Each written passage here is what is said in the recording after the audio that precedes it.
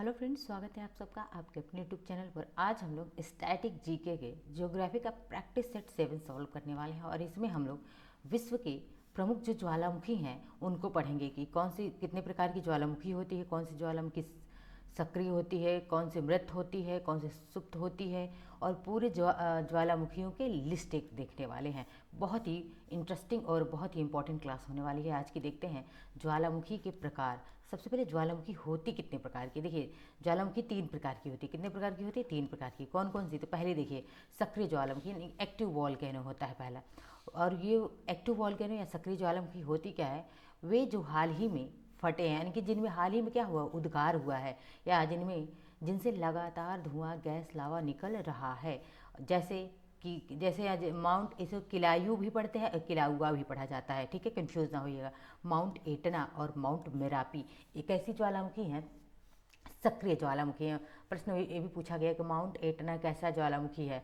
Option में था मृत ज्वालामुखी, सुप्त ज्वालामुखी या सक्रिय ज्वालामुखी। तो याद रखिएगा कि माउंट एटना कैसा है, तो यह सक्रिय ज्वालामुखी है। आपको आगे क्लास में भी बताया जाएगा सक्रिय ज्वालामुखी कौन कौन सी हैं और प्रसुप्त ज्वालामुखी कौन कौन सी हैं, ठीक है। आज देखिए नेक्स्ट दूसरा है कि सुप्त ज्वालामुखी डोरमेंट वॉल्केनो। अब डोरमेंट वॉल्केनो कैसा होता है कि वो जो लंबे समय से फटा नहीं है, देखिए लंबे समय से उसमें उद्गार नहीं हुआ है, उसमें ज्वालामुखी में विस्फोट नहीं हुआ है, लेकिन भविष्य में फट सकने की आशंका है कि भविष्य में उसमें उद्गार हो सकता है, भविष्य में वो ज्वालामुखी फट सकता है। जैसे माउंट फूजी, क्या है? Mount Fuji. और ये माउंट फूजी पता है कहाँ पे है? जापान में है माउंट फूजी। अब देखिए तीसरा क्या है? मृत ज्वालामुखी, ठीक है। मृत ज्वालामुखी यानी कि वे जो हजारों सालों से नहीं फटे हैं, हजारों साल से उनमें ना तो कोई उद्गार हुआ है, ना ही धूल धुआं गैस लावा कुछ भी नहीं निकला है, जिनका भविष्य में फटने की भी संभावना नहीं है। याद रखिएगा, ना तो कभी उद्गार हुआ है और ना ही भविष्य में कभी उद्गार होने की संभावना है, उसे मृत ज्वालामुखी कहते हैं। अब आइए समझते हैं इनको डिटेल में। अब देखिए कि प्रमुख सक्रिय ज्वालामुखी और उनके देश, यानी कि पहला क्या था ज्वालामुखी के प्रकार में? सक्रिय ज्वालामुखी। देख लेते हैं कौन कौन सी सक्रिय ज्वालामुखी है, ठीक है। अब देखिए यहाँ पे माउंट किलायू, इसे किलायू भी लिखा जाता है, याद रखिएगा किलायू, ठीक है, किलायू भी। तो माउंट किलायू कहाँ पे है या किलाउआ कहाँ पे है? हवाई द्वीप में। कहाँ पे है हवाई द्वीप? तो संयुक्त राज्य अमेरिका में है। माउंट एटना कहाँ पे है? सिसिली द्वीप इटली में है। एटना और इटली से आप राइमिंग इसको बैठा सकते हैं। माउंट मेरापी कहाँ पे है? वेरी वेरी इंपॉर्टेंट है ये माउंट मेरापी, कई बार पूछा गया है। माउंट मेरापी कहाँ पे है? इंडोनेशिया में है। अब प्रश्न आपसे बन जाए कि इंडोनेशिया में पाया जाने वाला माउंट मेरापी कैसा ज्वालामुखी है? ऑप्शन दे दे, सक्रिय, मृत या फिर सुप्त, तो क्या आप लगाएंगे? तो ये कैसा है? एक्टिव है। एक्टिव मतलब सक्रिय ज्वालामुखी है माउंट मेरापी, याद रखिएगा। आगे देखते हैं। अब देखिए मौना लोआ, ये मौना लोआ भी कैसा है? तो मौना लोआ भी सक्रिय ज्वालामुखी। कहाँ पे? हवाई द्वीप, संयुक्त राज्य अमेरिका में है। किलायू भी कहाँ था? अमेरिका में था। मौना लोआ भी कहाँ पे है? अमेरिका में। और ये दुनिया का सबसे बड़ा सक्रिय ज्वालामुखी है, ठीक है। आगे बढ़ते हैं, देखते हैं। मैंने अलग अलग लिस्ट इसलिए दे दिया है करके आपको कि सक्रिय ज्वालामुखी, मृत ज्वालामुखी और सुप्त ज्वालामुखी, ताकि आपको याद करने में बहुत आसानी हो जाए। देखिए बैरन द्वीप, ये वेरी इंपॉर्टेंट है, इसको लगा लीजिएगा। बैरन द्वीप, बैरन आइलैंड पे है बैरन द्वीप। और अंडमान सागर, भारत दक्षिण एशिया का एकमात्र सक्रिय ज्वालामुखी। बात करें देखिए बैरन द्वीप की, तो देखिए ये मैप में समझने का प्रयास कीजिए। यहाँ पे ये देखिए मैप, ये है इंडिया का मैप, ये इंडिया हो गया। और देखिए यहाँ पे क्या है? तो ये बैरन द्वीप हो गया, इंडिया का ही पार्ट है ये, बैरन द्वीप हो गया, ठीक है। अंडमान निकोबार में है ये बैरन द्वीप। कहाँ पे है? तो याद रखिएगा अंडमान निकोबार में है। अब इसी बैरन आइलैंड पे, बैरन द्वीप पर ही बैरन ज्वालामुखी है, बैरन वॉल्केनो है। और ये कैसा है? तो एक्टिव है, हमेशा याद रखिएगा। बी और ए आप कर सकते हैं या फिर ए और बी कर सकते हैं, यानी कि अंडमान निकोबार पे एक्टिव ज्वालामुखी कौन सा है? बैरन है, ठीक है। कीवर्ड के रूप में आप इसे याद कर सकते हैं। तो बैरन द्वीप, और न सिर्फ भारत का बल्कि दक्षिण एशिया का एकमात्र एक्टिव वॉल्केनो है बैरन वॉल्केनो, यानी कि बैरन ज्वालामुखी। और यहीं पे साथ में एक प्रश्न और देख लीजिए, नारकोंडम ज्वालामुखी भी कहाँ पे है? तो ये नारकोंडम ज्वालामुखी भी कहाँ पे? अंडमान निकोबार में। बहुत बार पूछा जाता है कि नारकोंडम ज्वालामुखी कहाँ पे है, तो ये अंडमान निकोबार में ही है। अब माउंट इरेबस, ये कहाँ पे है? अंटार्कटिका में है। और कैसा है? ए मैं लिख रही हूँ, यानी कि एक्टिव वॉल्केनो है, सक्रिय ज्वालामुखी है माउंट इरेबस। है कहाँ पे? अंटार्कटिका में है।